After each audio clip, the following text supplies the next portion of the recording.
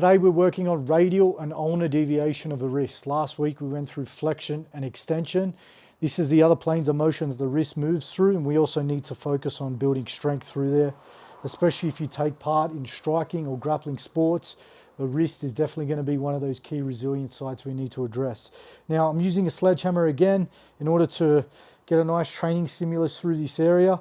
Obviously, if you're new to the drill, you definitely don't want to grab the sledgehammer too low because it's going to create too much force, or it's going to be too heavy for you to actually execute the exercise. So start with a conservative approach. Keep your arm nice and straight.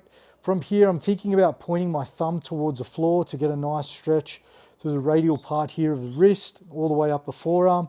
Then going to contract, thinking about drawing that thumb towards my face.